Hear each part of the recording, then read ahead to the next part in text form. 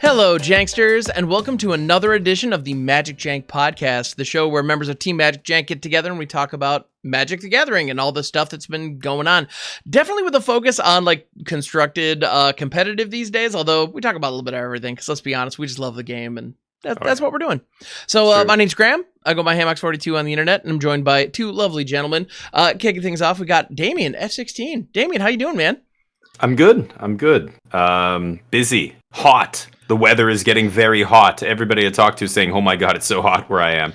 So perfect time to stay indoors in air-conditioned buildings and play Magic Arena. So that's what I've been doing.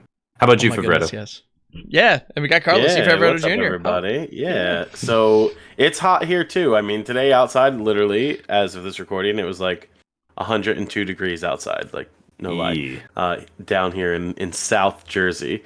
But yeah, it's been hot, but been busy. Just came back last weekend from Command Fest Atlanta. That was a fantastic time. Met lots of great people. So hey, if you're one of those folks and listening to the podcast, welcome. Heck yeah! Shout out to all you lovely folks. Yeah, fantastic. Oh my goodness, I gotta say the FOMO is very real with all the Command Fest photos. Looking at it looked like a great time. So yeah, that's fantastic. Mm-hmm. All right. So yeah, at this point, so we're in this weird state right now. Normally, summertime in Magic, or at least, well, not normally, let me say, historically, summertime in Magic is a dead zone where we kind of have to find topics to fill content. We were kind of struggling to find things to talk about. But Wizards of the Coast has our back, and they decided that they were going to cram a ton of releases into the summer months. And so there's just no rest whatsoever. We had Modern Horizons 3 that just came out, and I think it was actually the day of or after the official release, Assassin's Creed spoilers started. Yeah. And so we're just in this never-ending kind of wave. And where I want to start is with Modern Horizons 3 and kind of its impact on various formats. It's a Horizon set. We knew it was going to have some impact. And we're seeing some interesting stuff happening in Modern, specifically. Yep. And yeah, I don't know, let's just get into it. I mean, right now, Creature Combo is apparently making up 12% of this format. Thank you, Nadu, for that. We appreciate it. You mean to tell me that card was playable in Modern? No way. It seems good. It seems good. Yeah, so I mean, there's no surprise. Nadu Winged Wisdom has been, I mean, if you've been playing Magic, if you've been anywhere in the social media space on any platform talking about Magic for the last month, you've probably seen this card. And we've talked about it before too. Yeah. And it continues because it's absolutely banana pancakes. And it turns out in Modern, it is very viable. And it's been making the waves. As it were. I will say though, I know we're going to talk about Nadu a bit, but let me tell you how refreshing it was to actually look at some tournament results from over this weekend and see what looks like to be a completely new metagame. Because for a while, it was the same couple decks there, and it might just be because people want to bring new brews to tournaments, and that's great. That's what should be happening. But to see how much, and we've made these comments before on previous podcasts where we didn't think Modern Horizons 3 cards, at least my opinion, wasn't going to be as strong as the previous Modern Horizons set. If you remember, I was saying, where's my Renin 6 card? And the answer is we never got our Renin 6 card. But it seems as though Modern Horizons 3 is actually crashing waves into the format, shaking it up. So yeah. That was a delight to see. Well, and I think the big difference between the first Modern Horizons and this one is Renin 6 kind of stood out, right? Or we had Hogak that really stood out above the crowd. I feel like the power level on this set is pretty spread across a lot of different cards. And good stuff. I mean, it's doing what it intended. I mean, Modern Horizons is the set that comes around every few years and rotates Modern. It did it last time with the Elementals. It did it the time before that with the, Ragavan and whatever. Every set that comes out, it's and Renin 6 and all that stuff. But this time, I guess, a lot of the cards that ended up getting released in the set that are transforming Modern aren't obvious, massive haymakers or cards that are so obviously individually powerful. They're more like synergy cards. I mean, for example, Nadu, I mean, suddenly Shuko goes up to $30 a pop because this card, like, these creatures and things that they printed into this set are enabling a bunch of different combos that just didn't exist before. And even decks that existed way back, like even artifact-based decks or Storm. I mean, God, mono red Storm. Like, Storm, are you kidding me? You're killing people with Grape Shot again in Modern? You know how long it's been? It's actually kind of crazy. But yeah, creature combo is the name of the game. I mean, there's Court of Calling. There's all these things. There's ways to fetch up, and Yawgmoth used that to good effect in other decks. And it's like now, I mean, Nadu is just so broken that they tried to gate it with the triggering only twice a turn and making it legendary. The legendary ends up coming off like the One Ring legendary, where it's not a drawback, it's a boon, and you get to reset the way it works. You play your second Nadu, and it resets all the triggers. I mean, it's kind of insane. So I love to see it. I mean, but what really shocked me was cards like Flage. I'm like, we talk about Nadu. Nadu's, everybody's kind of talking about it. It's a great deck, but we have other decks that are quietly amazing here. Like, Flage is seeing a ton of play, and I could not believe. I know it's a good card, but Merfolk, Harbinger. People were wondering if Harbinger was going to put this old, tired, Kindred deck back on the map.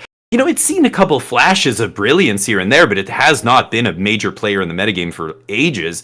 And that's it. That's that. Blood Moon is so much worse because Blood Moon turning their lands into mountains means they can still bolt your Magus of the Moon or whatever. Yeah. But this guy, turning it into islands, what are they going to do? Like they bounce him with some kind of bounce. You shut off basically all the good removal in the format. And right. Yep. And that's it. And Merfolk, took down a big tournament this weekend. I know we were talking about some results. What are the decks you think are right now on top? We know the Nadu combo deck. Yeah. Yeah, so just to sort of stay on Merfolk for a minute. So Nikachu actually won the NRG series event with Merfolk. And they have always done fantastic with this deck. Even before Harbinger of the Seas. And let me tell you, I mean, Harbinger of the Seas is like the card that you had to assume was going to go in this deck. But another card that is really breaking out in this deck is actually an uncommon from Modern Horizons 3, and it's called Sink into Stupor. That is the uncommon that it has a land on the other side of it, right? That you can pay 3 to put into play untapped. And you might think that the effect of the card itself isn't great because it returns target spell or non-land permanent an opponent controls to its owner's hand. But it's another card that you can play instead of a regular land in your deck that you can also pitch to Force of Negation. Yeah. So 4 more cards in your deck that can enable that free counterspell or Flare. The new Flare, the Flare sacks a creature. Oh, sorry, Force of Negation. You're right. Yeah. I don't know, is that deck running Subtlety or No, but the spell lands. The Merfolk deck does play Subtlety in the sideboard. Oh, in the sideboard. Okay. Yeah. I don't think it's main deck. Yeah, but the Sink into Stupor, the spell land is so it's hard to overestimate hard to overstate how powerful it is getting to play just less lands in your deck. Like that is if you played any of the Modern Horizons limited format where you get a bunch of these spell lands, like 6 maybe or 7 sometimes, and you just get to play 14 land or even 13 land or whatever, and it's just like, oh my god, you still have 18 mana sources and 27 spells in your deck like that in a 40 card deck. In a 60 card deck, it's like it's hard to overstate how good that is. It's bananas. I'm excited to see that Merfolk is doing well. Not saying that Merfolk is a cheap deck to make. It's not necessarily cheap. Aether Vials are kind of cheap. They're $8 a piece now, as opposed to being worth a lot of money a while ago. And the reprint of Cavernous Souls has certainly helped being able to build this type of a deck. Your most expensive card in the deck is, of course, Force of Negation, and that will always remain expensive, even though they keep making reprints of the card on bonus sheets and stuff like this. And in Minamo's $35. All right, don't sell Minamo short. We actually got so it's strange. We got a Minamo reprint in the Lord of the Rings set because it was one of the special universes beyond version of the card. But other than that, we really haven't seen it printed. Yeah, but just all the free counter magic, like the Flare of Denial is so good in that. Like they already had Force of Negation, and that was fine. Like you're stopping, the combo decks and stuff. But those combo decks that existed before, like a lot of the, Cascade decks, and then they banned, the Cascade card. Which one? Oh, what was the one that just got banned out of Living End and Violent Outburst? Violent Outburst. Thank you. Yeah. That one getting banned, and now spell combo's kind of taking a backseat to creature combo, which is weird. So I feel like Flare of Denial was such a good pickup, just being able to counter the creatures out of a lot of. But again, Court of Calling and stuff, Force of Negation is still going to be good. Yeah, the Merfolk deck looks good. I think the big pickup, of course, is that Harbinger of the Seas, though. Man, I feel like that card. People are greedy with their mana bases, and. The other deck I like a lot, and which is, I look at a bunch of the tournaments that just happened. We had a few tournaments that are over 100 players each. That's what really we should be focusing on, is the big tournaments. And every one of these top eights, I'm seeing Jeskai Control. Now, Control has not been a good archetype in Modern for a long time. I mean, I don't know if you want to call like Tron and stuff Control, even though they have those kind of elements. I don't think they are. Like they're more of a combo or like a ramp deck. Ramp deck, yeah. But this is a Control deck. Like we're playing removal, counter magic, card draw, and then just very few win conditions. But 4 Flage is kind of the way we, get our removal, get our win condition. The One Ring, of course, providing the card draw, and then a bunch of reactive stuff, which, I don't know, it's been so long since I've seen a Control deck. I love it. I normally I would say I can't believe this is good, but it keeps putting up good results. Do you guys think this is going to stick around? I don't know. It's kind of crazy. Listen, Jeskai Control hasn't really been good in Modern in a long time. No. So if it's getting some tools, I'm all for it. Flage is just an incredible card. I think it was very underrated before people started actually like testing with it. Like people were kind of dismissing the card. It's like, it's just really a Lightning Helix for 3. And needless to say, I mean, hey, there are fetch lands. You can escape this card multiple times from your yard in Modern. It's like, did people not remember Uro? Uro's just a growth spiral for 3. Right. Oh, but wait, it has to be banned in every format? Like, as soon as you attach a creature that comes back over and over, it's not just a growth spiral. It's just not like a lightning helix. Are you kidding me? It's like people totally forgot. Yeah. No, the history definitely repeated itself there, because the number of times I heard people like dismissing Flage with all those exact same talking points. Yeah. It's like, I didn't know exactly how good it was going to be, but I knew it was going to be better than people thought. So I mean, consider the cycle of free spells, the forces, the force cycle, right? They're fine, but then you print the elementals, and they're so much more broken, and they have to be banned and everything else. And what is the difference between these 2 free spells? Well, one leaves a creature behind. Like that makes all the difference. So like a lightning helix or a growth spiral, those are like this good, but attach a creature to it that can come back over and over, it's on a different level. It's the reason the elementals are too good. A free spell like a Force of Negation is fine, but a free spell that leaves behind a body that you can grief scam people with, like, come on. No. But Wrath of Skies is awesome. That's the real big upgrade to this Control deck, and it's the card that the Wraths in even in Modern, even in a set that big, are not that good. Wrath of God is tired and old now. It's been so. This Wrath is insane. Like a 2-mana Wrath, and it's selective, and you can kind of do whatever out of the sideboard if you've got and you have things. Like Null Drifter and stuff that you can still Wrath and keep your Null Drifters around and stuff and all this kind of, it's very cool what you can do with this card. Very awesome. Rid of artifact, creatures, and enchantments equal to the energy. It's the best Wrath. Yeah. It's like planar cleansing for 2 mana. Right. And on top of that, I mean, there are other cheap energy producers. Like, is Galvanic Discharge in those decks? I haven't looked through it at this point, but I assume so, right? I mean, And the other big one, Tune the Narrative, obviously just amazing. Like, just the cycler. But now, why consider when you can leave behind 2 energy? Like, it's like leaving behind 2 mana to cleanse the board with Wrath of the Skies a couple turns later, And at the event that happened at Haruyuya over the weekend, there was more of an energy variant of this deck with like Snapcaster Mage and Tameo, and being able to cast like Flame of Anor, which is that card was great before this set, and it's just making Snapcaster Mage great again. and it's nice to see Modern maybe return to that.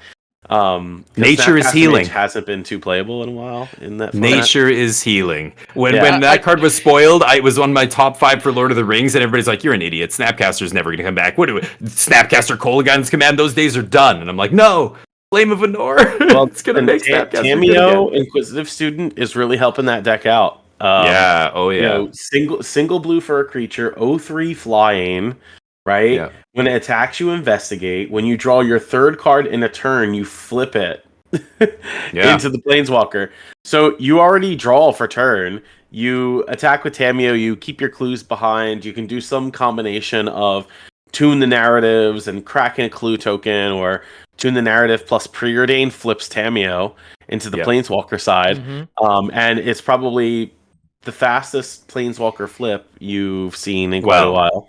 Have you flipped some coins? Because if you like flipping coins, I have a Planeswalker for you that you can flip very quickly. I mean, you're right. You're absolutely right. Tameo's insane. This wizard, it's like a wizard's angle on the Jeskai control deck. It looks awesome. Still playing Wrath. Still kind of like a control deck, even with all this tempo and 23 lands. Like a very kind of like, for a control deck, that's pretty light on the mana. And yeah, Snapcaster's back. But you know, just one of the many decks. I was just saying the Ral deck. There was some burned mono red like Storm combo decks that have come out of nowhere. Medallion. With Ruby Medallion, Yes. and it's like, I don't know. A part of me wonders why they even, when they print those medallion cycles into Modern, I feel like they should just restrict them to Commander only. Like putting that into Modern is asking for it. You're asking for. There's no upside to putting that into the format. It's just going to enable broken stuff. Well, Storm hasn't been playable in Modern in a while either. So right, why not? So why? So we got to bring Storm back. Everybody hates Storm. I played Storm and I hated it, but I love on the Magic Online streamer event for Modern Horizons 3. I played against a couple people who were trying out this Ral Storm deck. I'm like, this is crazy. I'm sitting here getting grape shotted on like turn 3. And I'm like, wait a minute. I thought this part of Modern had passed us. And the answer is no, it hasn't. It's back. It's back. It's back. It's weird. I'm surprised to see that, honestly. Like, I did not expect much from this Ral. I knew it was clearly trying to support Storm. The addition of Ruby Medallion, I think, those two together is kind of... Ruby and Sapphire are problematic. You can't put those into a format like this. Like I was mentioning before when they were spoiled, I think on the podcast, we were talking about Artifact Affinity decks and the... Simulacrum synthesizer and all that stuff, and saying but no, I haven't seen any of that. I haven't seen any of the giant commander card that everybody was so hyped about, the 4/4 that ETB's I can't remember the names of any of these cards, commander cards, but the turtle, you know what I'm talking about, Kappa Cannoneer, that's the one. And nothing, haven't seen a single one of those guys. I'm like, what? Meanwhile, we've got, I'm looking at other energy decks. I'm looking, in one of these tournaments here, I believe it was the Haruruya Tokyo tournament. There was hundreds of players, 289 players here. And, Boros Energy putting 3 copies in the top 8. And I'm looking at this Boros Energy deck. And as somebody who's just played a couple weeks of non-stop Modern Horizons 3 Limited, this looks like very close to one of my Limited decks. If I could have 4 copies of every one of the cards and a couple Fable of the Mirror Breaker. There's Unstable Amulet. What? 4 Galvanic Discharge. 4 Static Prison? Are you kidding? I mean, 1 mana, I get it. If you're making like a million energy, then it's straight up 1 mana O-Ring. It's Prismatic Ending with, you get a better mana base, or it's a Leyline with a better mana base, or whatever you want to consider it. Unstable Amulet, Galvanic Discharge, Static Prison, Amped Raptor. Which is another one that I guess a lot of people were jokingly talking about the combo deck with Amped Raptor and Thassa's Oracle and 48 lands or whatever. But this card's awesome. And of course, Flage showing up again. Just Boros aggro. Boros energy aggro. The same as I play in Limited with a couple more, fables and stuff. It's kind of amazing to see. Yeah. That Boros deck wants to just flip a Johnny, Nikado Pariah, and do a bunch of damage with a Johnny's Planeswalker side, And the is minus. why that Ajani is really like keeping its dollar value. And, and not only has this been making an impact in Modern, but I've seen a bunch of like timeless lists with it and Luris and stuff like this on Arena. It's been making an impact. It's amazing to see it. It looks almost like it's using a bunch of uncommons and commons from the Modern Horizons set. It's wild. But Arena of Glory in the mana base, another sweet ad from Modern Horizons 3 in an aggro deck that can really do some crazy stuff, exerting. Right. But really cool to see. I think I'm also floored by how quickly and completely the modern metagame transformed. It's actually crazy. Like we are not seeing any of the decks, and a lot of people were scared of Eldrazi. Everybody was talking about the new Ugin land and all these, because they really pushed Eldrazi as well. Now there are a couple tournaments over the last few days that did have one or two Eldrazi lists, but nowhere near the level that people were kind of scared of. There's a Prison Tron deck with Emrakul and some stuff, but just Tron, what everybody expected, Tron decks. But really the talk of the town, I think, are the new creature combo decks. There's Nadu, the Jeskai Wizards deck, Merfolk, of course, back. But there's still some old classics here, Domain Zoo showing up at the top 8 here, basically just Leyline of the Guild Pack plus Scion of Draco or whatever kind of combo deck. But two different variants that have been doing well on Magic Online, whether in challenges or preliminaries recently. Going back to Tron, the number one new card played is Devourer of Destiny. That is the 5 and double colorless specific 6/6 that lets you reveal it from your opening hand. If you do, at the beginning of your first upkeep, look at the top 4 cards of your library, put one of those back on top of the library, exile the rest. And then when you cast it, you can exile target permanent that's one or more colors. This card is good for a few reasons, not just like start of the game ability, but also being able to exile this to Ugin's Labyrinth, protecting it for later, for you to then cast it and exile permanent is pretty important, because given 10 mana Ulamog Ceaseless Hunger from Battle for Zendikar, its cast ability is exile 2 non-land permanents. So this is kind of like half of that for a little cheaper price, without the milling half your deck, of course. With the free value at the start of the game. So I've been seeing some Eldrazi Tron decks play that card in particular. And I've also been seeing a rise of Goblin Charbelcher decks playing a lot of the modal flip cards. And just trying to Charbelcher you on. This is in Timeless or where? in Modern. In Modern. Okay, interesting. Huh.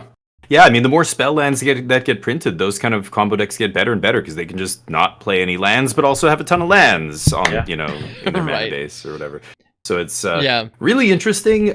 This Pro Tour is going to be wild. That's where we really get to see. I imagine like these tournaments that precede the Pro Tour always feel like watching an author write a novel, and you get to look at like the first couple of rough drafts. These decks in some way will resemble what we see at the Pro Tour, but they'll be refined and they'll be honed and they'll be tight. Those lists will be polished, and I can't wait to see what the pros kind of get them to, the level they can kind of raise them to. So it'll be really cool to see which of these new archetypes, or, this is the kind of time also where when everybody's brewing and cooking in the kitchen and making these new decks, an old, deck is all it takes is somebody to go, what would be really good in this weird new metagame? This old deck that everybody stopped playing a long time ago because it randomly lines up against all the sideboard cards really well, or whatever it is. And suddenly, like, I don't know, Demir Mill takes down the Pro Tour. I mean, that's a long shot. But, I mean? I'm pretty sure pre-Modern Horizons 3, Demir Mill actually won one of the SCG events. Yeah, it's always quietly. It's right below the surface. It's always just like, so close to just spiking a random tournament or whatever. Yeah, but those types of decks, honestly, they take the folks playing the deck who've been playing it forever, right? Yeah. Like, they know the ins and outs. I can't just pick up a Demir Mill deck, take it to a 10K and take it down. It's not happening, right? I don't know the intricacies of the deck to be able to succeed with it. But the people that play with it forever, or who are designers of this deck, and they know what they have to do to get to game end, do well with them. But honestly, that's why I love watching the Modern event coverage the most, because you get to see a lot of these people brew in these decks for the first time. Players who have played Magic a very long time are used to the older cards, taking the new interactions and like jamming them together, and all of a sudden coming up with these new brews that then everybody wants to take to like their local, you know, like Monday Night Modern or something at their LGS. And like, oh, nice, new list for me to go sift through my collection, see if I have these cards, and take this to the next event. So they are a blast to watch because of that. Yeah, it's going to be fun. I hope to see it. But yeah, you're exactly right. It's like CFT Sock playing a 68 card deck and then people picking that up and trying to like win the local tournament. It's like same thing. But eventually those decks get honed, and now you see, 4-color Legends is now a big part of the standard metagame. Lots of players are capable of playing it to some success, and Modern will be interesting. Yeah, I'd like to see. Well, we will see, I guess, very soon where the pros end up. But well, that's Modern. Now, Ham, you were talking about playing online and saying, Modern and online Magic is very different, of course. On Arena, a lot of people are asking me, as I was drafting and playing Modern Horizons 3, what do you think of this for Timeless? What do you think of this for Historic? And blah, blah, blah. I'm like, I have no clue. They're like, well, they start asking me questions, and I'm like, I don't know. I never know what to think about these digital formats, because there is no big tournaments that I can look at and go, oh, there's this, there's that happening. So it's just kind of feel, by the seat of your pants. Like, what does it feel like? You've been playing a bunch of Timeless, so what's up? Yes. How's it going? Yeah, I've been jamming Timeless like crazy, and it's interesting. It's in kind of a weird spot. Because you're exactly right. It's very much kind of a Wild West environment, and we don't have clear data. There are ladder stats, like, you do have... there are groups like Untapped GG and whatnot that can gather up data for its users. But even then, we're only looking at a small subset of the actual player base. So full detailed meta information, that's still, WotC is the only company that has access to that. Unfortunately, because I would love to get my, sink my teeth into some of that stuff. But it's interesting too, because the metas vary dramatically. Like, somebody playing in Gold is going to be seeing significantly different decks than somebody playing in Mythic. It's just, and best of 1 versus best of 3, completely different. So yeah, as far as like what is good in a digital meta. Oh, and it also depends on what time you're playing. Are you playing against primarily folks in Asia? Are you playing against primarily folks, in the West? Then let me qualify it and say, what do you think has been doing well? What have you been doing well with? What have you seen doing well? What do you think's good against everything? Or what have you seen other people doing well with? I've definitely seen plenty of Nadu. It's out there. People are running it. I haven't run into as much like in the wild as I expected. I know when I was playing it, because I think a lot of people just write it off. Like, oh, you don't have Shuko, therefore it's unplayable. It's like, no, the card's still cracked, you guys. You just gotta kind of go around it differently. But like Nadu Bristly Bill or Roaring Earth, that absolutely works. It's nuts. Yeah. I've seen some people holding that down. With Court of Calling is on the system to make that work. Yeah. Another card that has I've experimented with a little bit in Timeless that has, if I'm completely honest, overperformed. It beat all of my expectations, is White of the Reliquary. And I have started seeing other people pick this card up too. It's insane, frankly.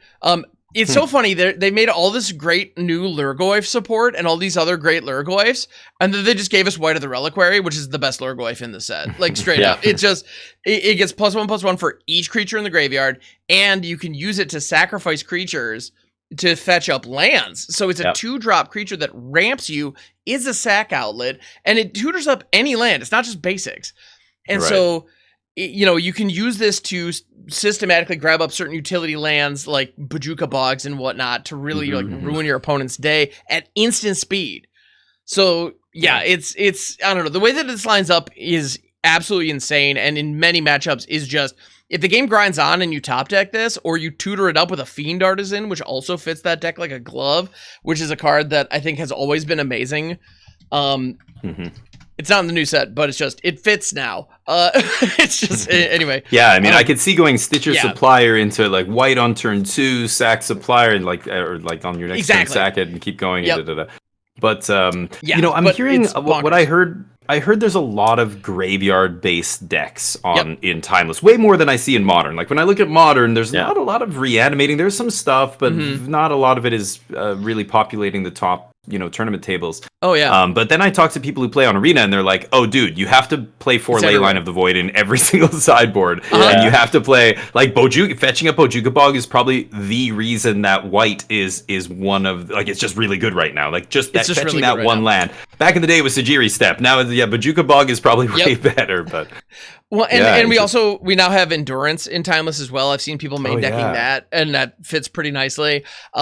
Graveyard Hate is clutch right now because Timeless has Reanimate, and so that is a huge piece of the Rakdos scam package. And Dark Ritual, which is there's that too, ridiculous. Yeah. So no, what a lot of people are doing right now is they're doing the Grief Scam, but they're also running Reanimate and the Troll of Khazad Doom. That deck is everywhere. Absolutely, that's what I've been hearing. Everywhere. So you're seeing somebody mull to 6 or mull to 5 and then grief you right away. Maybe they have the Not Dead after all. Maybe they'll have the Reanimate. But whatever happens, grief's going to be back. It's like, hey, you should have been playing Modern over the last X number of months because you would have experienced the same thing. Time to make up for lost time. Get grief scammed. You just get grief scammed. It is what it is. But the cool thing is, because so many people are doing Reanimate, you can... Because they lose life off of this, between Thoughtseize, Reanimate, the fetch lands, all that jazz, the Reanimator players basically have a starting life total of 9. It's so... And it's now here, let me show you my Flage that also escapes from the graveyard. Kinda, right? Well, and one card that I think is flying under the radar a lot that I've used to absolutely pants that deck to really good effect. And no, I don't think anybody is gonna... I don't think anybody else out there is using this. I love Fleshbag Marauder style effects. The creature that enters the battlefield forces everybody to sacrifice something. There's one at common in Modern Horizons 3 called Accursed Marauder that I think is actually quietly super good.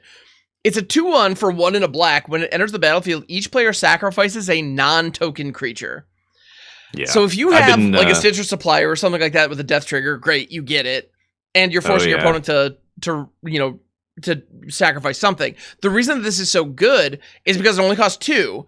And in Timeless, your opponent is going to be left with just 1 Fury or 1 Grief or 1 Troll of Khazad Doom that they just had to reanimate.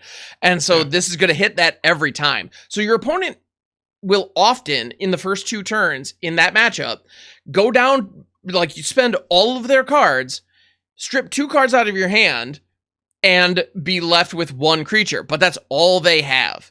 You drop this on them, or you reanimate this because they made you discard it. So I'm running this in a deck alongside cards like Unearth, because cheap removal, cheap reanimate, cheap reanimator, exactly. So you're just looping it back. This procs once. You still have cards. You still have some cards in your hand. They've got pretty much nothing, and you're just in top deck mode. And the game just starts over. But your opponent did you the courtesy of doming themselves for 10 up until that point. So it's nice. It lines up very well in the current Timeless meta, given how popular that scam deck is. Yeah. Well, also, just against Bowmasters, eating the Bowmaster and not the token, and the fact that it lets them, or it forces them to sack a non-token creature is relevant. I've been loving this guy in Limited. I've been playing a ton of him in Limited. He's great. Yeah, very solid. Oh yeah, rock solid. So I think this is actually one of the best kind of fleshbag effects we've gotten in a long time. So I dig it. Yeah, that's the thing. In Modern Horizons, all the everything, all the role players are there. Another deck that I've seen running around in Timeless and definitely in Historic is actually a combo deck using Basking Broodscale. I don't know if you guys have seen this. Basking Broodscale is a common from this set that says whenever you put 1 or more counters, +1/+1 counters on it, you make a 0/1 colorless Eldrazi spawn creature.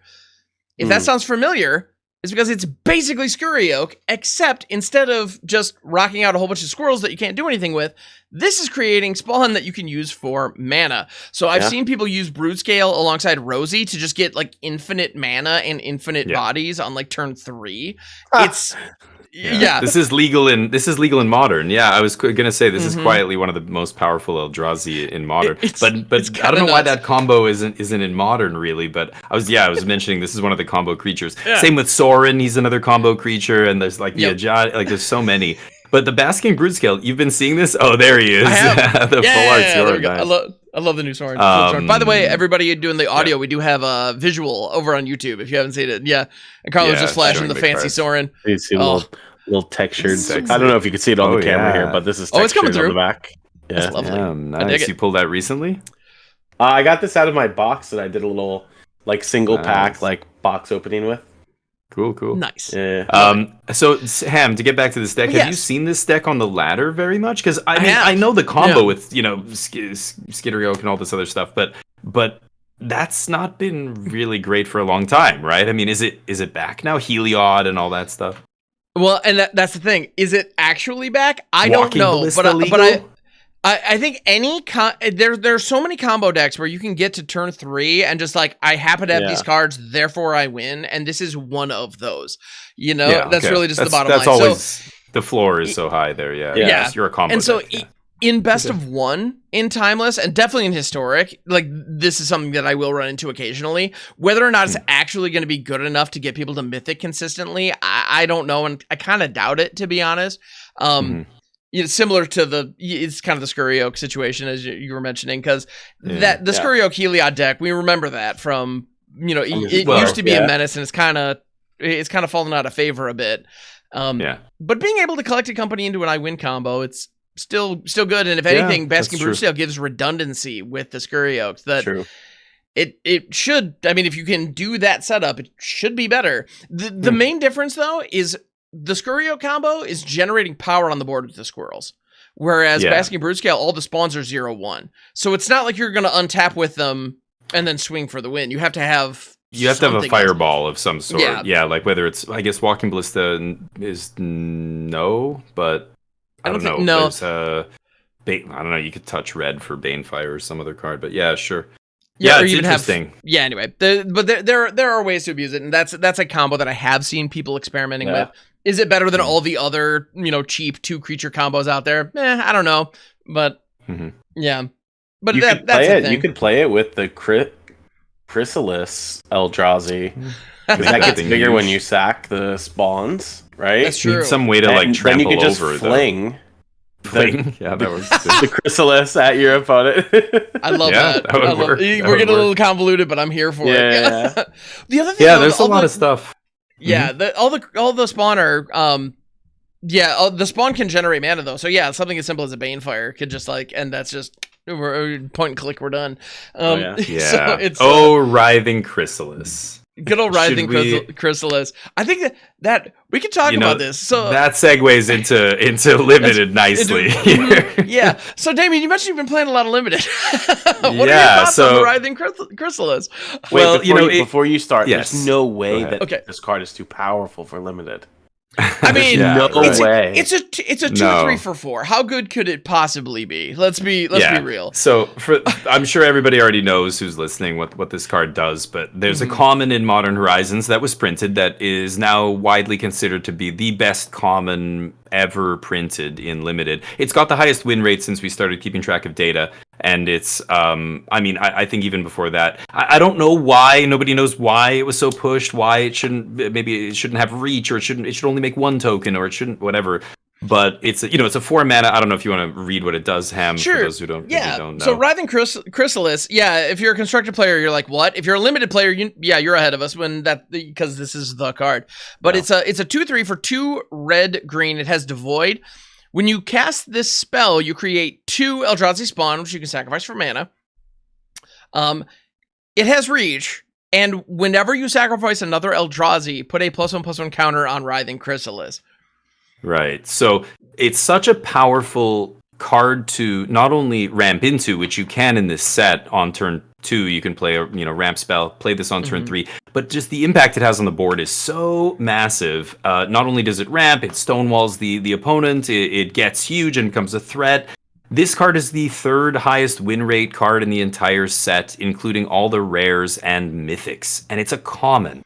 It's it's not the third highest common. It's the third highest card in the set, according to game in hand win rate, stuff like that. So, everybody's been talking about how crazy it is. It's first pickable over basically everything in the set. So I've been drafting a bunch of limited, and limited. This format is great. The reason I've been playing so much limited is kind of we're in a lull for standard. I'm just waiting for rotation, and on arena there's no modern, so I couldn't really play a lot of that stuff. So I've been playing a lot of limited, and it is a fun format, but it is weird. I've played a lot of Masters formats, and they all were really great. And this one is good, but for some reason, it doesn't feel as impactful, significant, as fun as the other ones. And I was trying to pinpoint why that was. And I think a large part of it, is the last set was OTJ, and OTJ felt already almost like a Modern Horizon set in terms of the bombs, in terms of the number of rares in every pack and everything else. It just felt like a cube draft. And we talked about this many times, but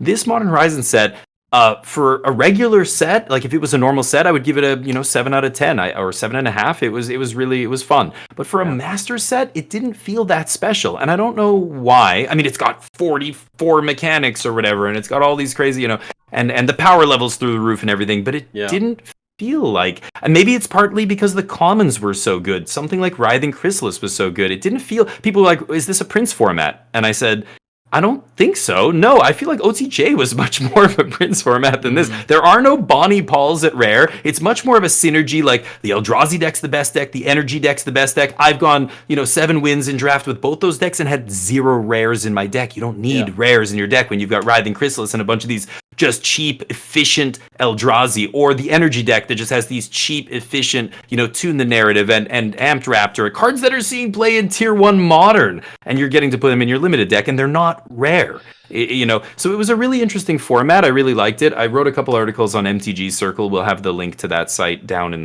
the description. But so I don't know. I don't want to go on all day about limited, but I thought that the two main archetypes with Eldrazi and Energy were kind of the most drafted archetypes. Black was widely considered the worst color in the format. However, you could be one of the few black drafters at the table getting all those good black commons wheeling, and you could then have an insane deck. And there were some awesome archetypes that were not Eldrazi and Energy that ended up being really fun. You were talking about the Marauder, the Accursed Marauder, the 2-mana, ETB sack something. Man, I drafted a couple white-black decks that had Essence Reliquary, an artifact that is 3 mana, ETB, does nothing. It's like a do nothing, but you can tap it to bounce any permanent to hand, right? So you can reset a bunch of your ETBs. You can get more energy out of energy cards. You can reset your enchantments and artifacts and other stuff, like any permanent. You can untap a land or whatever if you haven't made a land drop that turn. There's a bunch of crazy stuff you could do, and it was such an underdrafted card.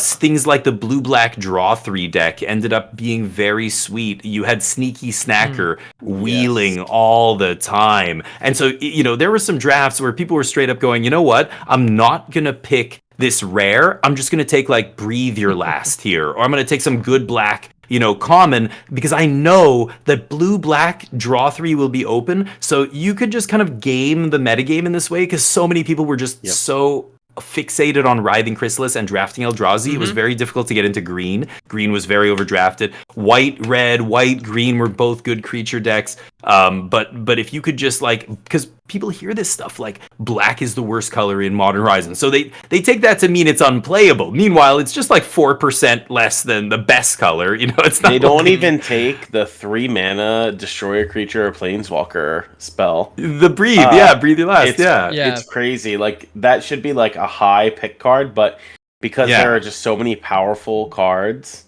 in the set, you can't. I agree 100% with you. The only wins for me that I've been able to get on Arena have been either a Chrysalis deck or the blue-black deck that you're talking about. Because Mindless Conscription, you just can't beat that enchantment. If that hits the board, it's unbeatable. Well, and the best part is, those kind of cards wheel.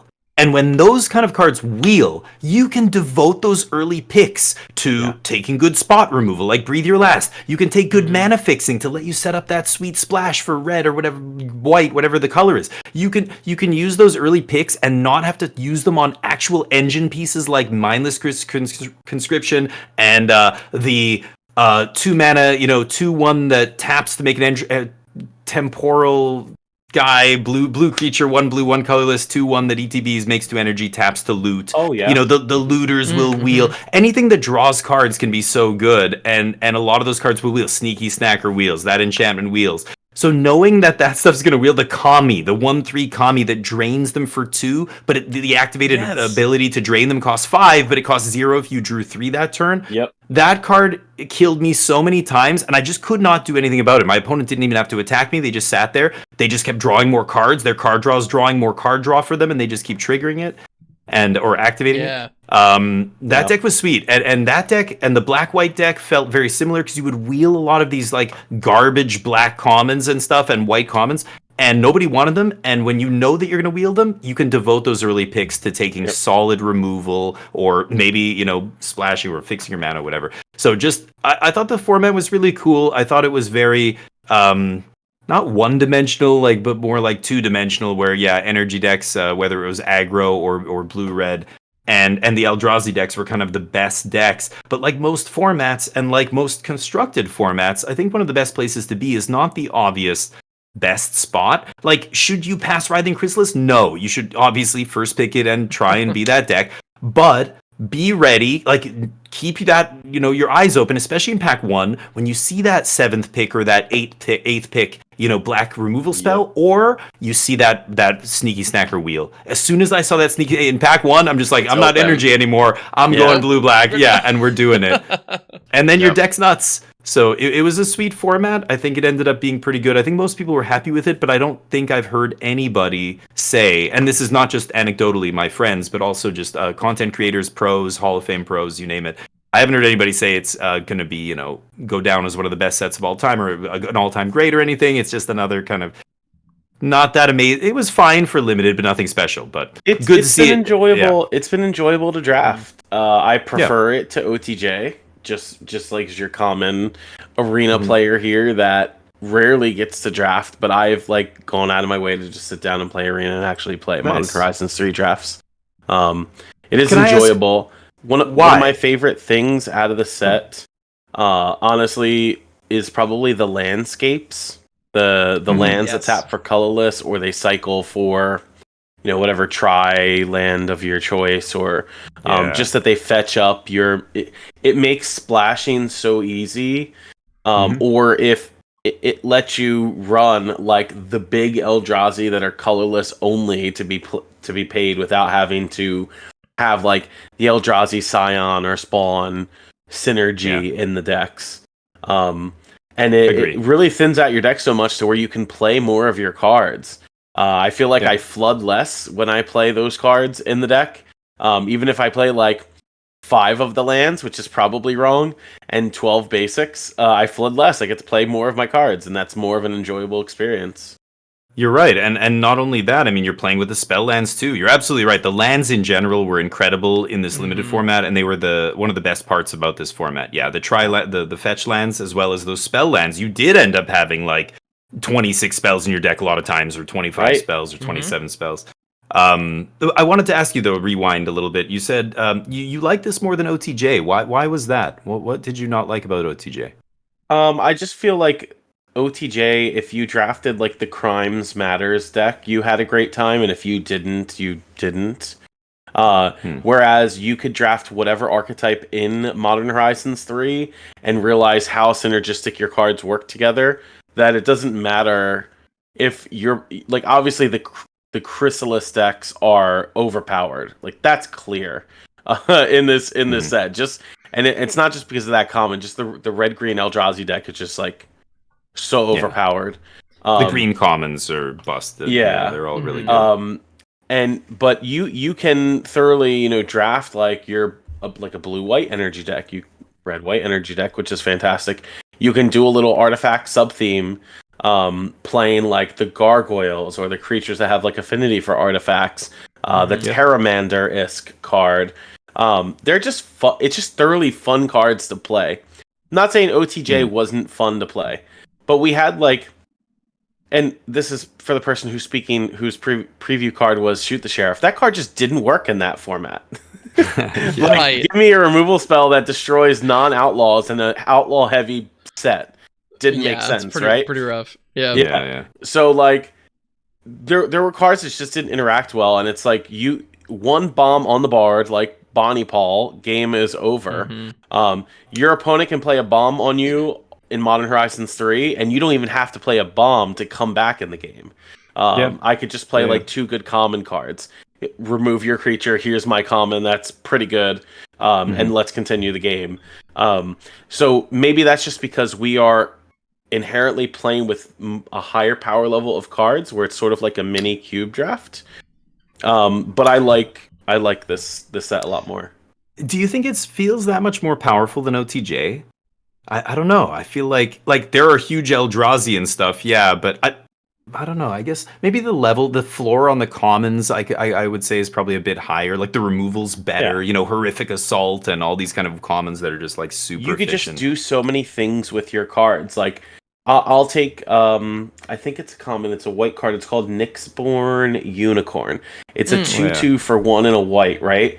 But it has Mentor and Bestow 4. So I can play this as a 2/2, or I can play it as a +2/+2 and Mentor enchantment, where when my creature dies, I get this card back anyway. OTJ just like doesn't have cards like that. Right. Well, this had so many crazy mechanics, yeah.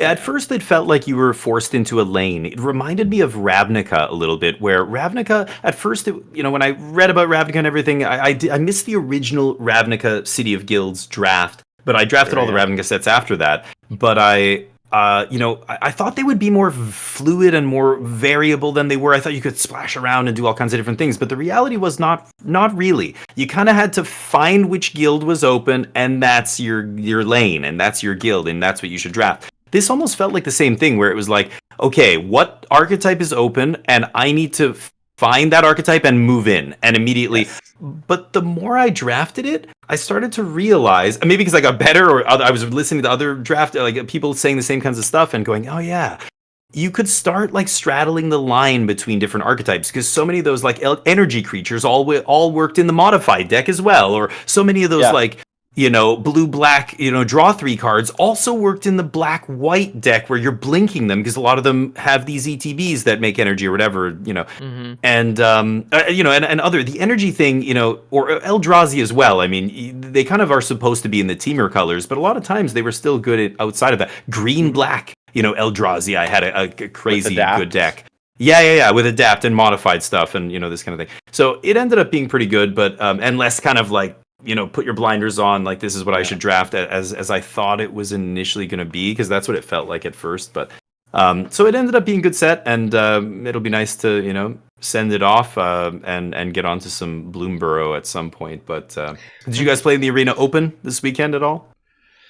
I shot 1 bullet. I had the worst pool. I couldn't play any of my rares, but I had 2 Writhing Chrysalis, so I went 4 and 3. I had 2 people, 2 separate opponents. This is in the Arena Open. It's $20 to even play this.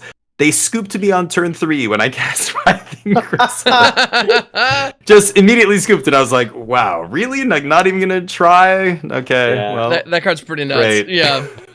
It's so funny because I've played a fair amount of this set too, and I always force the Chrysalis deck, always. I just do. I like, and it keeps working. I don't know what to say. It's so weird. Like, I don't know if y'all have this feeling, but just to me, I probably drafted the set like, I'll say 10 times on Arena. Okay, I always felt that like once I was in whatever archetype I was drafting, I saw like a Chrysalis like pick 5. And part of me, I'm like, 1, why? 2, do I now have to take this card? Or do I pass it to the next person and let them think the same thing? No, and I'm pretty sure the answer is whatever you are drafting, you just take the card, because there might be a possibility now that this is open coming from your left or your right. Maybe. And it's probably going to be stronger than whatever you're drafting. Or let's say you're in like green-white for some reason and you see Chrysalis. I mean, it's easily splashable, but does that mean forego your white cards and like jumping right into the Eldrazi mess, Yeah. I did one draft. I did one draft where there was a Chrysalis in my pack in pack 1 pick 1, and there was some really good rare, and I was like, don't be the Chrysalis guy again. Come on, dude, be better than that. It's gonna you just let it go. And I should have, but go with me on this. I took some mythic. I don't even remember what it was. Like, it was something good. Like, the rare was good, or otherwise I wouldn't have bothered. But that's not the point of the story. So I pass it, being like, farewell, Chrysalis. I'm gonna miss you. I hope somebody loves you and appreciates you, and can get all the wins with you. And then we go about the draft, and then pick 9 rolls around. It wheels all the way back around, and the Chrysalis is still sitting in the pack. Was this early access? No, this is like a week into the format. It's like, there is no excuse, everybody else at this table. What is wrong with all of you? Yes, okay, I'll take it now. Jeez. It was the person who saw it and said, I'm going to pass it and leave it up to the next person. Doing what I'm doing. Like, everybody at the table. I'm assuming a number of those folks didn't, like, maybe they're not, avid content consumers or whatever. Maybe they didn't realize, but like... You know what? I think that would never happen in real life. Or no, what am I saying? Of course it would at a local, F&M or whatever. Yeah, LGS, you never know. Yeah, and on Arena, but not on Magic Online. I think Arena has many more players who jump into drafts, especially for a new set, who don't consume a lot of content. We remember, like, we are not cognizant of the kind of the bubble we're in as content creators. We consume. Oh, sure. We're paying attention to the metagame, and I'm listening to podcasts and pros and reading articles and all this stuff. And then the people I draft with on Arena, like, they'll pass that wheeling a Chrysalis, sure, because they don't go on 17 lands. They don't listen to, like, whatever, Lords of Limited or Limited Resources or whatever, right? So it's super funny, but it's shocking when you're like, it's like 66.1% win rate, game in hand win rate. Yeah, it's like, how do you not know? Meanwhile, I could be at a table with 7 other players who are going to log in once all week and just, Like, you never know. Drafting's weird like that. It's like poker, right? I'd much rather play poker with a bunch of players who know how to play poker, who are experienced at poker, because they will speak the same language as me. If I sit next to somebody who's brand new to poker, they're going to play like a wild card, and it's going to be very difficult to put them on any hand, because they're capable of playing anything. They don't know what the numbers are hitting. They're going to chase that. Right. Magic's the same thing. It's really interesting, But yeah, you see some wild stuff on Arena. You'll get past. You see screenshots on Reddit. Some guy will post I literally 5 took a Chrysalis screenshot deck. and posted it because I was like, no way. Like, pick 9 Chrysalis? No way. I watched Isaiah, fellow MagicJank team member, draft like 6 Mandibular kites. Oh, yeah. Yes. That's another one. Amazing. Yeah. Has Sky, whatever Siren, not taught us anything? The 1-mana blue uncommon from what was it? Karlov Manor or whatever. Like, 1-drop flying, like a 1-drop evasive creature is just so good in limited now. It's like when it has an ability, whether it's a piece of equipment that lets you give something else flying or. Yeah. This card brings me back to like learning Magic in 8th edition and my friends casting Suntail Hawk against me, and I just couldn't kill the Suntail Hawks.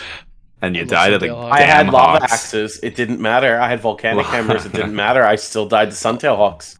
Yeah, and then for some reason they decided to print what is the card? The 1/1 that you can search for the rest of the mat of your deck. Squadron Hawk? Squadron Hawk. Oh, and then I relived that all over again. So here we are with Mandibular Kite in Limited, and it's GG's. Steve Reto's favorite horror movie, The Birds, Alfred Hitchcock. The Burbs. Don't you ever just don't show have it to enough him. lightning bolts for the Burbs. And I mean, and you even if you do kill them, you feel bad because you're overpaying. You're always paying. You're like, maybe you have a lightning bolt, but if you play anything that's 2 or more, you're like, what am I doing? I'm paying 2 mana to kill a burb. Yeah. God damn it. Yeah. Anyway. I love Suntail Hawk. I actually have a bird-themed commander deck that runs Suntail Hawk like a ton of other 1-drop bird options that they printed that are significantly better. I was like, I remember Suntail Hawk from back in the day, and it just makes me happy. So it's got to represent. Yeah. Nice. Anyway, that deck's also unironically running Stormcrow. Highly recommend. Anyway, of course it is. Anyway, so that's a good recap of Modern Horizons. Stuff. I think we hit on Constructed. We talked about Limited a little bit. It's time to put it to bed. And well, I mean, it's not going anywhere in Modern, but the Limited format will move on. And looking forward to Bloomborough, I guess. We don't have to wait long for spoilers. Spoiler season never ends, really, is what's happening. And it's been like that for a long time now, so I imagine we'll have new stuff to talk about soon. Yeah, next week is MagicCon Amsterdam. So I expect out of MagicCon Amsterdam we're gonna get a couple different announcements. Oh yeah. I'm looking forward to see if they're gonna announce the MagicCons for the next year, because I don't think they'll wait for Vegas to do that. They haven't announced them yet. Yeah. No. This would be the time. And then hopefully we get an announcement of more like organized play stuff. I think that's also supposed to happen at Amsterdam, which will be exciting to hear. And then we're probably going to see a bunch of Bloomborough previews, like how we have seen traditionally in the past, other set previews during that time. Standard's going to rotate with Bloomborough entering, so we're going to get a fresh format. So long, Rafine, you won't be missed. And listen, if there's any card I really wanted to rotate from Standard a while ago, it would have been Rafine. I was okay with everything else. Rafine is just agreed. I'm sorry, Rafine enjoyers, but that card, time for it to go. It's had its time. It's safely. I don't think anybody's gonna cry when it goes away. Yeah. But I'm excited for fresh formats. Yeah, me too. And God, this is a big rotate. I mean, this is the biggest rotation we've ever had in Standard. I think I was going back and looking at all way back in the 90s and 2000s, even back then, and there wasn't a rotation that was 12 sets. Standards was never 12 sets big. It's unprecedented. So this is going to be a big rotation, and I can't wait. I can't wait to see. I think a lot of stuff. I think people are going to be surprised that some of the decks that are still going to stick around, I don't think are going to be going anywhere. They're just going to change a little bit, but I also really believe that there's going to be at least one or two new archetypes, so it'll be fun. But I think so too. Yeah, and can we all appreciate the ability to attack into 4 open white mana? That's going to be great. I can't wait. Anyway, actually, I wonder. Deluge. Memory Deluge. I'm gonna miss you. Which is so funny. I am so stoked for Memory Deluge leaving the format because but I think you're right. We're gonna lose 4 sets with this rotation, and it's the 4 oldest sets. I think a lot of cards from those sets though have been kind of replaced in so many decks, and we're not losing Shieldred, we're not losing Sunfall, we're not losing there are tons of cards that we are not binding Liliana the Veil. Yeah, go for the throat, cut down, all of that stuff. None of that's going anywhere. So, I think you're exactly right. A lot of decks are going to remain, but we're losing all the new Capenna fetch lands. So the World Souls Rage deck, that's just gone. Like the fundamental mechanic that makes that deck work doesn't exist anymore in the format. Rafine's gone. So Esper mid-range list, the Tri-lands are gonna, if the domain deck is gonna stay relevant with the surveil lands, it's going to look different, and it's going to especially the early turns are going to play very differently. Right. I think it might be possible. Like there might be a variant of that deck that could still hold on. Be. Sure, Leyline. The payoffs are still around. Yeah, the payoffs are all still there, and they're all so good. But we'll see. Anyway. I think right. If there is an Esper mid-range list, Murphine's not going to be the center of it anymore. Like it's so. Well, I'm excited why to see there would be. What's going to happen. Yeah. I don't know if Esper midrange, but there's other decks like, Bant Toxic loses nothing because it's a one-set deck. There's artifact sets that still exist, like Brothers War and stuff, where, you've got Simulacrum Synthesizer. I know I was playing the blue-white artifact control deck. That deck loses nothing. I play a lot of blue-white control, so they're asking me, what about the actual Azorius control deck? Is it going to, losing Deluge, losing Emperor? And I'm like, no, that's not a big deal. No More Lies, 3 steps ahead. All those things are still there. Those are the rock-solid foundation of the deck. Sweepers, Sunfall, temporary lockdown, we don't lose anything. March is gone. March is going to be March is gone. So whatever. That March is gone, replaceable. Memory Deluge gone, it hurts, but something close is still exists. It's not going to be Memory Deluge, but it's still going to be good enough, right? There's a bunch of them. I don't know the names of them. The one with the koi fish on it. Yeah, that's the one. Yeah. There's the 5 mana instant that factor fictions and makes a token. I've never been a fan of that, but you never know.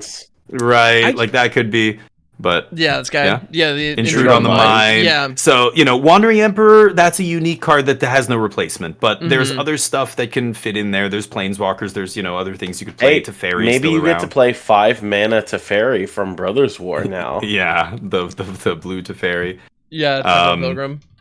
Yeah, so I don't think that deck's going anywhere. The early game is still strong. Sweepers are still good. Counter Magic's still good. No More Lies as Mana Leak is just good against literally everything. Full stop. So that deck's not going anywhere. Yeah, I think in essence they just get slower, right? Because you lose Deserted Beach, so you have more of a reliance on Meticulous Archive for the Surveil lands. So you get to keep the fast land, the Surveil land, and a Darker Waste, because that was in Dominaria United.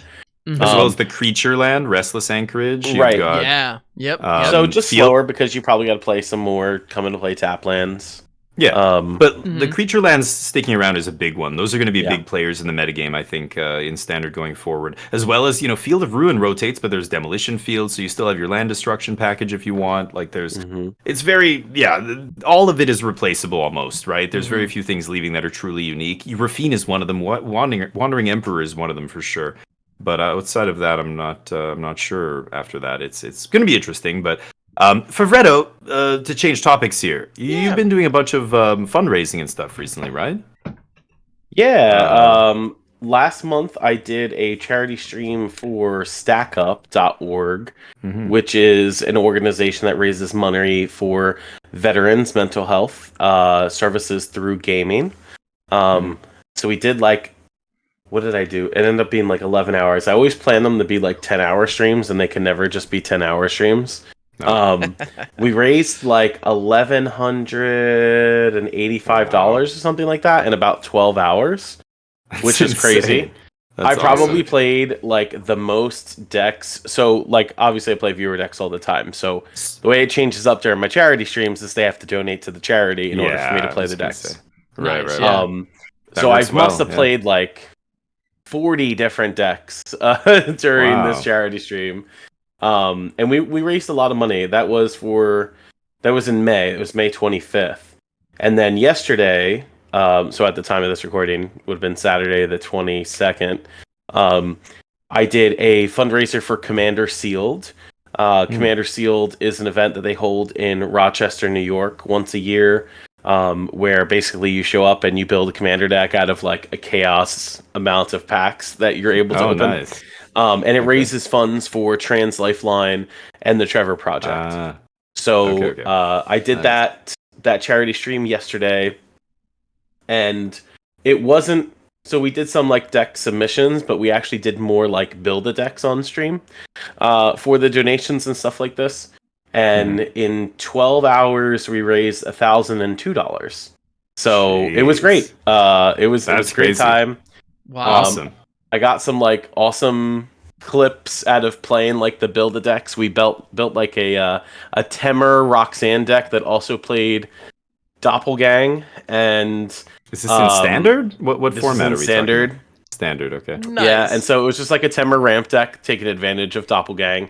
What targets can I target? Obviously, Vaultborn Tyrant being one of them. Atali. Carnosaur, that's my jam. I play dinos. It's just what it is. But we ended up getting a bunch of wins because we played against other Calamity decks, and they were playing Terror of the Peaks, and I got to doppelgang their Terror of the Peaks infinite times, and oh my God. it was glorious. So look out for that clip. I'm gonna put up the one short of the clip on YouTube tomorrow. Amazing. Yeah, it's a nice little minute clip of me top decking the Doppelgang because I lose the game if I don't draw it. And here we go. And good game. Oh my God. Nice. Doppelgang is an insane card. I expect more of that to be played in standard post rotation because I hope so. We still have tons of ramp cards. The charity stream was great. I'm thankful for the community coming out for it.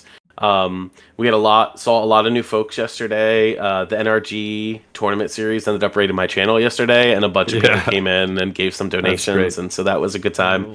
So yeah, it was great that we were able to do that. I gave out a lot of giveaways. Also, big thank you to the MTG Arena team because they gave me 3 codes worth 10k gems each that I was able to give out through the charity streams when we reach the milestones. So Amazing. thank you all for that. That is awesome. Yeah. So yeah, it was a good time. Cool. Fantastic. That's great to hear, man. I love it. It's perfect because you do that. Like, yeah, you play a lot of viewer decks and stuff. That really lends itself well to the charity stuff, right? Just people can donate and then win-win. It's awesome. Yeah. No, fantastic. And yeah, well done getting, rallying folks around some really great causes. And yeah, huge shout out to everybody in the community who donated. That's amazing. Yeah. Yeah, I'm currently planning one for July. It's going to be a collaboration with Games for Love, which is an organization that raises funds for children in hospitals, giving them like gaming stations and stuff like that. So be on the lookout for that. Probably. I did one last year. Yeah, I did one with Games for Love. They're really good. Yeah, they like assign a team of people to you. They answer your questions. You set it all up, and it's amazing how many organizations out there are like that. It's like there's.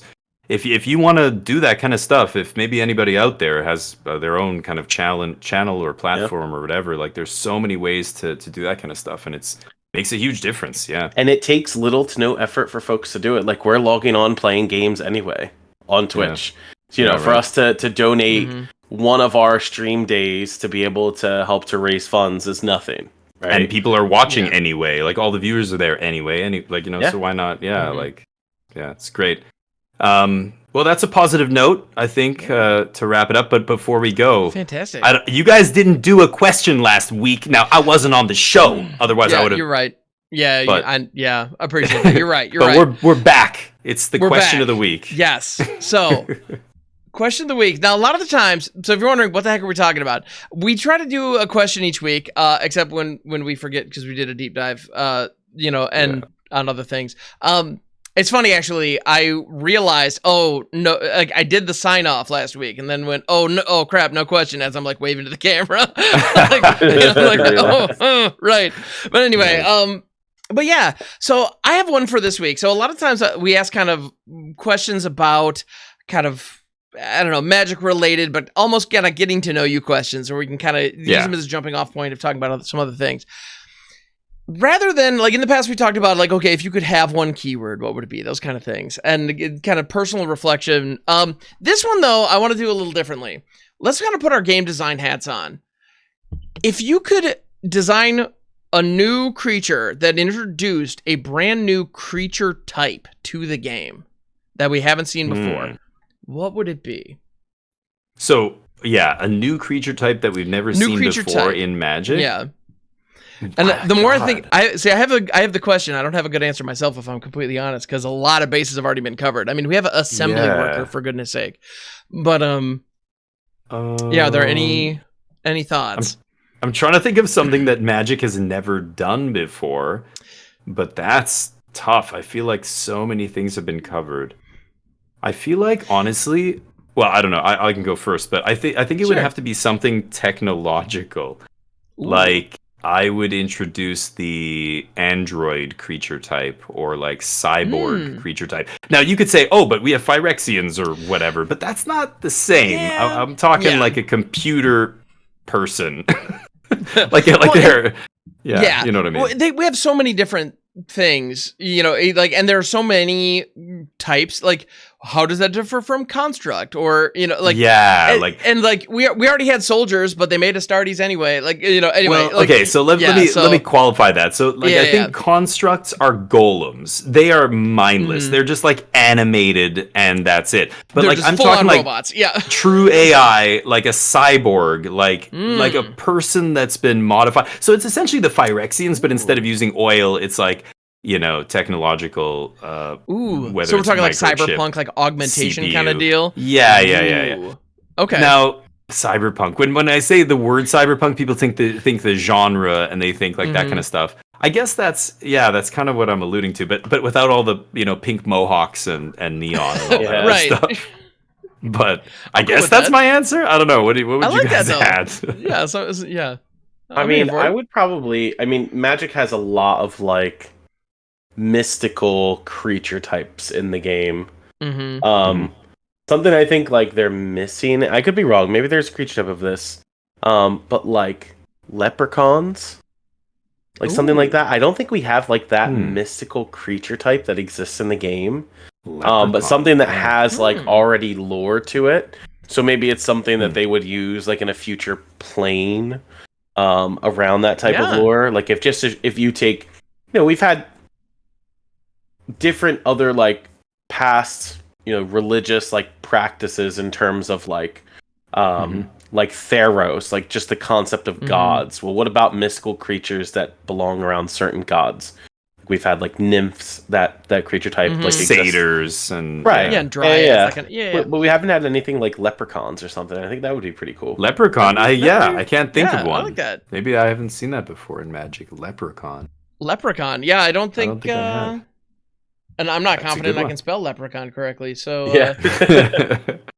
oh, I wonder. It looks like there is actually. Thank you, Scryfall. Oh, there is Aceling Leprechaun is actually a creature that was printed in Legends, but the creature type is fairy. So if they want, that is a that makes sense. There are a lot of creature types that are broad categories. Like fairy, fairy covers a lot of things, but diving in and going deep on Leprechaun, I don't see why not. Yeah. I mean, like we have creature type Leprechaun. Yeah, I think that's an interesting concept. I'm here for it. That would work. Yeah. How about you? They could do more on that. Yeah. What would you put in? So one of the things that I find interesting is we have creature types that are based on like what kind of species they are, and then we also have creature types that are based on jobs. Like we have noble, we have cleric, we have detective, soldier, detective. Oh yeah, detective. God. I don't know. I kind of want to see those. Those jobs.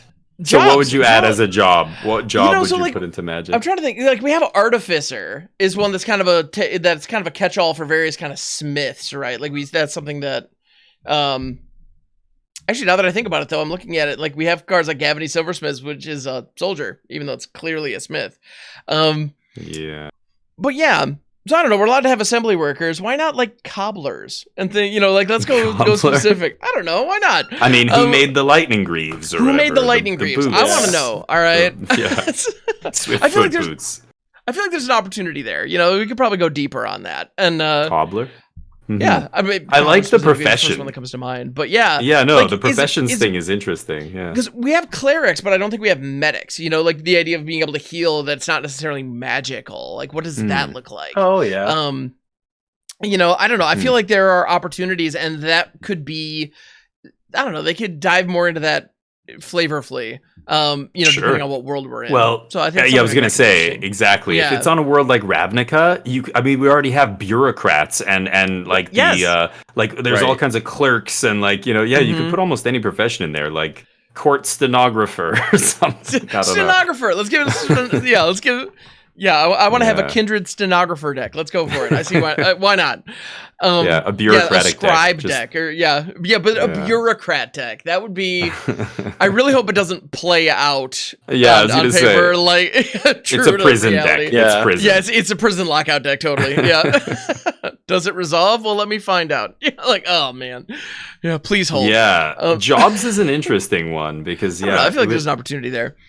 That and sure, I mean, I got. As far as like classics that I would like to see come back, which I know wasn't the question, I would love to see, Uncle Istvan come back as a creature type, because Uncle Istvan was originally summoned Uncle Istvan.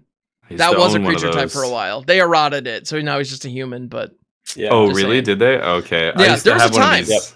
There was a time when you could, throw down a conspiracy, and it's like, okay, all creatures are now Uncle Istvans. Enjoy. Yeah. And he's not legendary. That's the crazy thing. He's just right. Did they errata him? I guess they errated him to just human. He's a human, but he's not legendary. Yeah, they didn't tack legend on him. Anyway. Interesting. Anyway. But yeah, so I don't know. I feel like there's something there. Yeah. Creature type uncle. Bring it back. Creature type uncle. That's are familial relations the next step? I don't know. Yeah. Yeah. Yeah, you could actually make a mommy deck. Anyway, so with that, everybody. Hello. Let us know what your creature types what creature type would you like to see in the game? And if you could keep it PG-13, we'd appreciate it. But engagement's engagement, so let us know. All right. Summon hot tub streamer. Perfect.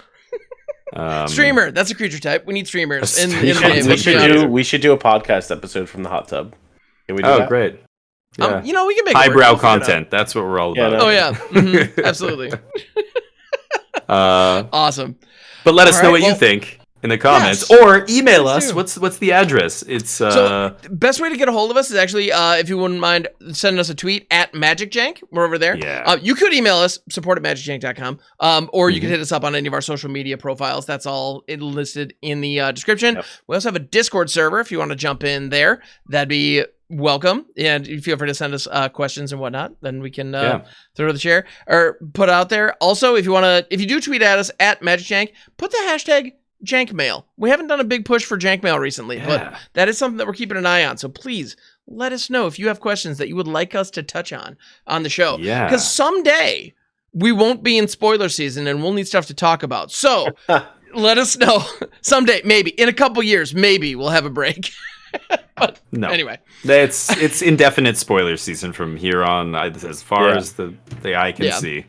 But we do need. There's so many topics to talk about in Magic. There's competitive and limited and online and offline and blah blah blah, and casual stuff like you probably talk about Commander and all kinds of other stuff. Pauper for ages. Let us know what interests you. What topics do you want us to maybe cover? Because I know we play a wide range of different formats and mediums and everything between all the people on our team. So let us know what you want us to touch on, and we'll try and give you kind of the best info we can. And if it's events or other stuff, and the question of the week, any of that stuff, let us know. If you like the color of Ham's cat's fur, that's fine too. That's right. Or Luna, easy in the house. She's also very cute.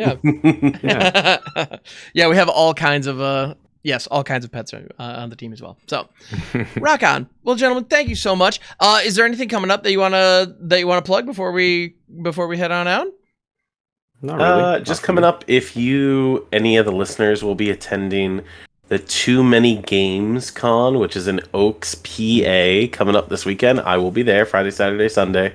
I have a press pass, but I'll be there playing Commander, Modern Horizons 3 drafting all weekend.